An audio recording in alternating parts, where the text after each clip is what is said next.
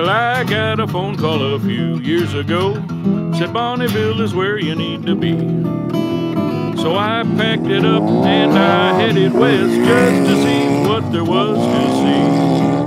By the speed bug I got bit, now I just can't quit. I got the Salt Flats fever. I'm Simon Edwards. I am Edward Edwards. I'm Simon's father. Yeah. We're two members of Edwards Racing. My brother, David, is also a member of our team. Had a little unfortunate crash yesterday and is in the hospital at the moment, but would have been here otherwise. In the aisle, speed wobble. Rider down, rescue, right in front of the tower. Edwards Racing really started when two of us and a friend of ours came out to run what you brung, rode our motorcycles out here, and basically got introduced to this wonderful event just by showing up and meeting all these great people who helped us out because we showed up with nothing and provided us with tents and water and education and taught us things about land speed racing that we had no clue about. And by the end of the first week, we were really hooked. We knew we were coming back, and that we'd be a part of this again. We knew we'd be a part of it after that, and we bought this motorcycle, which is a ZX14, for a second, third, and fourth, and now fifth years. And it's been progressively modified ever since, gotten more and more powerful, more and more aerodynamic. Last year we talked Dad into coming out to watch the races. Dad used to ride motorcycles in England. I never passed a driving test for a motorcycle in England. Then I came to America 43 years ago, decided to stay. I was supposed to go home after 1 year. And as these boys grew up, we bought a 125 Hodaka and 125 Yamaha, I think it was. And they started riding around while we built our house. And the boys helped build our house, a log house in the mountains. And that's where they got their motorcycle experience, and they went crazy with it. Because as they grew up, got married, moved away, they carried on motorcycling, and this is the end result of it. They want to race, and they ride motorcycles at home on the road. All of us commute still on motorcycles every day, and I've basically built a whole shop around our racing effort and getting ready to go racing here at BUB every year. Basically, the minute we step off the salt, we're planning and preparing to come back again in the following year.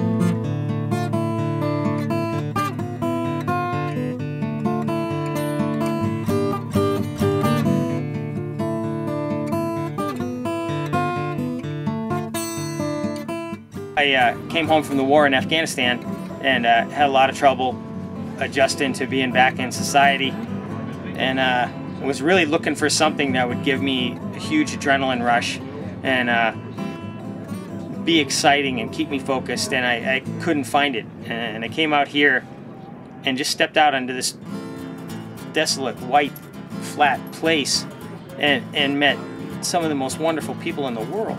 Just people who would walk right up and introduce themselves. That's the whole part of it. The wonderful people. Yeah. The camaraderie. Yeah, you meet celebrities, you meet television stars, movie stars, multimillionaires, people who live out of their trucks or off the back of their motorcycle, people with no money, people with tons of money. You know, the Salt doesn't differentiate. You're all the same, and everybody here likes riding motorcycles, going fast, and the kindness that's just exhibited to everybody is amazing. And then, you know, we had this unfortunate accident where our brother was hurt and flown off the Salt, and everybody has just extended their well wishes and help, and anything that we've wanted or needed has just been provided for us. And it's just been people coming up and saying, hey, I hope your brother's okay, and he's going to be fine. Just like the soldiers that came back from World War II, angry, confused, no money, not really sure what their next step was, but with tons of talent, tons of energy, and a desire to go fast. And they did. And now they're the people who are innovating this industry and producing the products that we use. And now the future is the kids coming back from the war now with the same kind of issues. Yeah. And looking for somewhere where they can be part of community. And this is a huge community. Even all year long, we're communicating by email. How's the bike coming? What are you doing? Are you getting ready?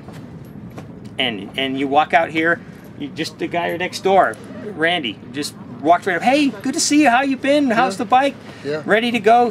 Just like meeting old friends that you maybe haven't seen for 364 days. Just a great place.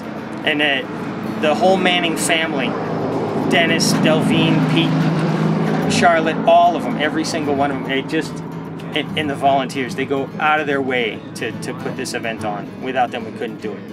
And even after our little accident yesterday, paramedics were with my brother in 10 seconds. You know, and took care of his every need and got him to the hospital, and he's going to be fine. You know, it just, you can't explain to anybody who hasn't been here how wonderful the people are. You can't explain it because there's not much of it out there. Yeah, yeah, and I don't know why it revolves around motorcycling, but it does. And these people are just really committed to making their bikes go faster, and in such a good, constructive way. It's I'm honored to be a part of it. And this place is just fantastic. I mean, you never see sunrises or sunsets like it. You just pull the couch out. We bring the couch on wheels every year. We pull it out, set it on the Salt, and just watch the show. Watch the sun come up, watch the sun go down, because you can. Well, we had this young student with us of engineering from England, and he's been with us for a couple of days. Yeah, Kyle. And Kyle, and I told him yesterday, why don't we just take a walk around and look at the other bikes? He said, I haven't done that. I said, well, let's go. So he says, can I talk to these people working on their bikes? I said, sure. Ask them, do you mind if I look at your bike? We'll let you. And not one person said anything against it. Yeah. Oh, sure, come in. I'm just laying tools out. Yeah. And they bring them back. Right. You wouldn't loan tools to your neighbor. Here, people come back. We loaned out half our toolkit to the Vincent sidecar team. Oh, it brings it right back. And, you know, I walked down and you need a foot peg after our little crash, and oh, here you go. You know, just ask for stuff. People like, yeah, I got one. Here you go. Just because these people just personify what sportsmanship is about. And there's a lot of people out there that will say that in this economy that motorsports are frivolous pursuit. And the thing that I would say to them is that more people pursued this sport. Yeah. You know, if more sportsmen out there, there'd be need for less soldiers. Well, I wanted that experience, so I did it yesterday. Yeah. We are relatively rookies. This is our 5th year. We're running, I think, pretty fast. And when you get onto the international track and you get distilled down into the fastest people in the world, you're standing there with 10 of the fastest people in the world, and you realize, maybe I'm in the wrong club. After a couple of years, you're not sure that you belong. And then you start to realize that they all know who you are. They know what you ride. They remember intimate details about your life that you've talked about while you're waiting to start this race. Everybody, the salt just equals everybody out, equalizes everything. You can have the fastest bike, the most money, the best rider. But if you don't get all of those things to come together, your talent, your skill, the salt conditions, the weather, the wind, your ability, your fear, if you can't master all those elements at the same time, not going to happen. Well, I don't think there's many other sporting activities where you can meet the icons of your sport, the true founders and people who are still icons, and walk up and sit down and ask their opinion about what you're doing, with the intent of trying to beat them. And have them give you an honest and direct and helpful answer. They'll walk down to your pit and show you how to do it, how to beat them, and they'll be overjoyed when you exceed their record. Yeah, and they'll be like, "Wow, show me what else you did that made this better, or how did you get that done?"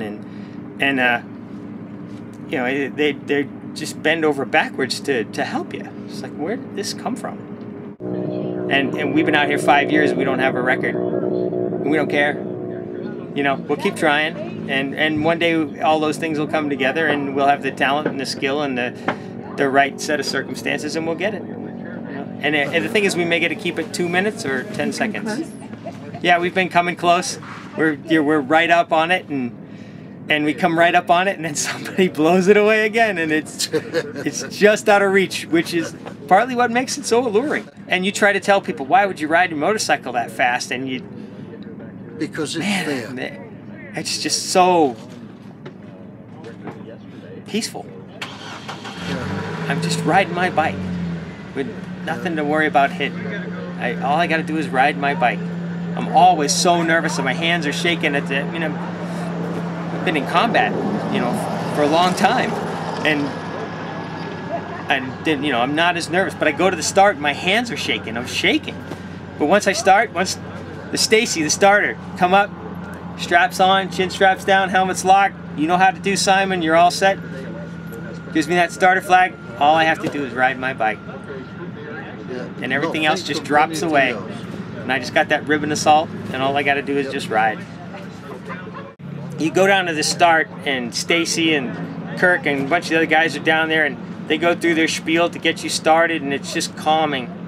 They go through the same thing: check your chin strap, check your helmet visor, go left for a normal pull out, right for an emergency. They go through the spiel and their same instructions. It's just calming, and you realize that might be the last voice you hear, and it doesn't alarm you. You just think, all right, I know how to ride my bike, and I do it. And when I just ride down that salt, I'm home. I'm on my bike, and I'm just riding. That's a good feeling. Yeah, our buddy Howard, who pits with us every year, he said it last year, one of the nicest things anybody's ever said to me. He said, this is the first time I've really seen you happy. Yeah. In years since I came home from the war. I told a lady down there, Leslie Porterfield, I was talking to her. I was talking to Leslie Porterfield, and she said, how is your son? I said, I've got him back now. Because I never had him Took when a while. he came back from Afghanistan. Never had him. Yeah. He was lost. Just these people who can make things go really, really fast without spending a ton of money on parts. They just have knowledge and skill, and they just are willing to pass it on to you. It's just such a learning process. Every time you come here, it's like, wow, these people go fast and safely. Yeah. Well, I'd like to say welcome home. Thank you. Thank you. It's good to be back. The speed bug I got bit. Now I just can't quit. I got the Salt Flats fever. They're on course. They're past the 3. They're getting faster. Just look and see. Tucked down low and riding with a smile, screaming on through that famous measured mile. Well, by the speed bug I got bit. Now I just can't quit. I got the Salt Flats fever right here